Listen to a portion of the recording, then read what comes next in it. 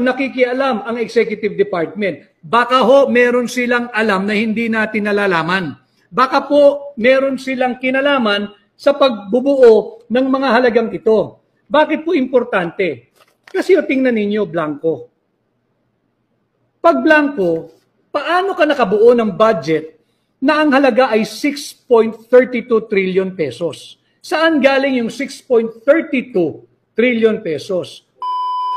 Ang nadiskubre po ni Congressman Sid Ungab ay ang mga blankong halaga pagdating doon sa final Bicameral Conference Committee report.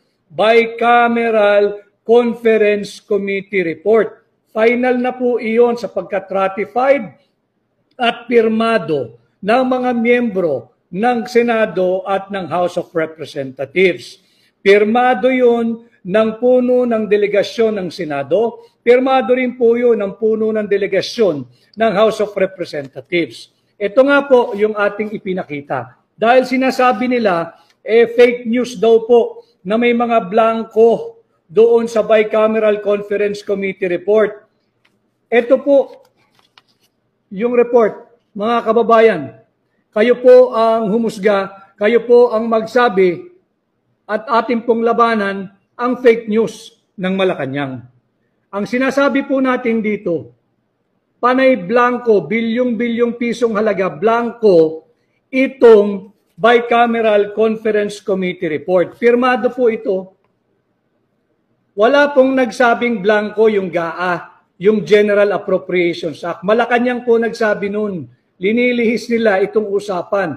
Ang inexpose po ni Pangulong Duterte at ni Congressman Sid Ungab ay ang mga blanco pagdating sa bilyong-bilyong pisong halaga ng Bicameral Conference Committee report na siyang naging pundasyon at basihan ng General Appropriations Bill at nung enrolled bill na ito ay pinadala sa Malacanang at pinirmahan ni Bongbong Marcos at naging General Appropriations Act. So malinaw po sa ating saligang batas. Una-una nabasag po natin yung fake news ng Malacanang. Wala daw pong blanco, yan po, blanco lahat. Bilyon-bilyong piso blanco. Ito ho yung aking sinabi kagabi na paano ka napunta sa 6.32 trillion pesos na taunang budget for 2025. Panay blanco po ito. Ibig sabihin, yung 1 plus 1, hindi na po magbabago yun. 2 ho ang sagot doon. Yung 2 plus 2, ang sagot po doon ay 4. Pero yung 3 plus blank, hindi po maaaring maging 6.32 trillion ang magiging kasagutan doon. Kahit po mga batang nag-aaral sa elementary, alam po yung kasagutan sa 3 plus 3. Pero hindi po kayang sagutin ng kahit na sinong scientist o inventor o henyo yung tanong na 3 plus blank is equal to 6.32 trillion pesos. Yan yung malaki nating pinag-uusapan at nadiskubre at inilahad ni Pangulong Duterte at ni Congressman Sid Ungab. Nandun po ako nung gabing yun, nung amin pong pinakita ito, na hindi po ito peke. Ayan po, ang Malacanang po ang nagpapalaganap ng fake news. Pinipihit po nila yung usapin sa GAA. Wala pong nagsabing may blanco yung GAA. Ang sinasabi natin, blanco itong final document na naging basihan ng GAA. Iyan ang pinag-uusapan natin. Ang punto rito ay yung Vice-Cam report.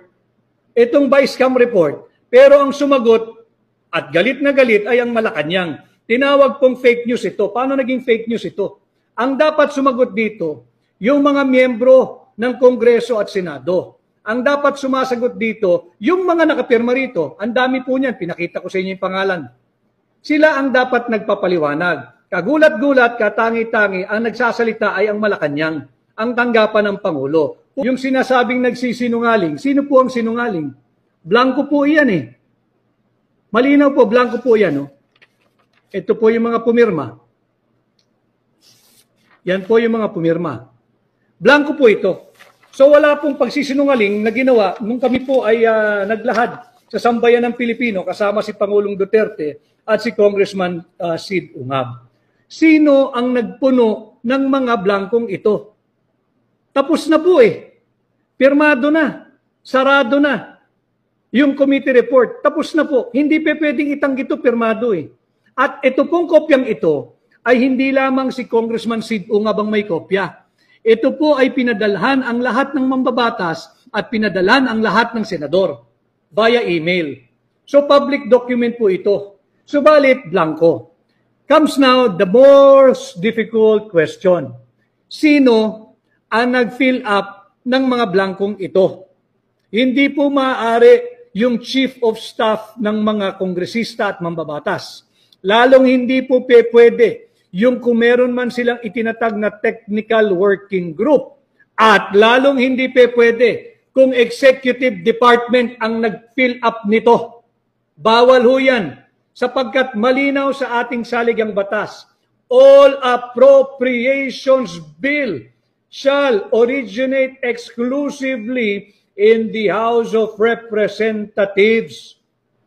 Sino ang pumirma o sino ang naglagay ng mga halaga sa mga blankong ito? Now, having debunked the fake news of Malacanang, malinaw po kung sino ang nagsisinungaling. Malinaw po kung sino nagpapalaganap ng fake news. Ang usapin po dito ay ang Bicameral Conference Committee final report. Ito po iyon. Puno ng blanco. Ayan o, blanco. Paano mo lalabanan ito? Dokumento ito galing mismo sa House of Representatives. At lahat ng congressman at lahat po ng senador ay may kopya nito. Ito ang dapat ipaliwanag ng Kongreso. Ngayon, nakikialam ang Executive Department. Baka ho, meron silang alam na hindi natin nalalaman. Baka po, meron silang kinalaman sa pagbubuo ng mga halagang ito. Bakit po importante? Kasi tingnan ninyo, blanco. Pag blanco, paano ka nakabuo ng budget na ang halaga ay 6.32 trillion pesos? Saan galing yung 6.32 trillion pesos?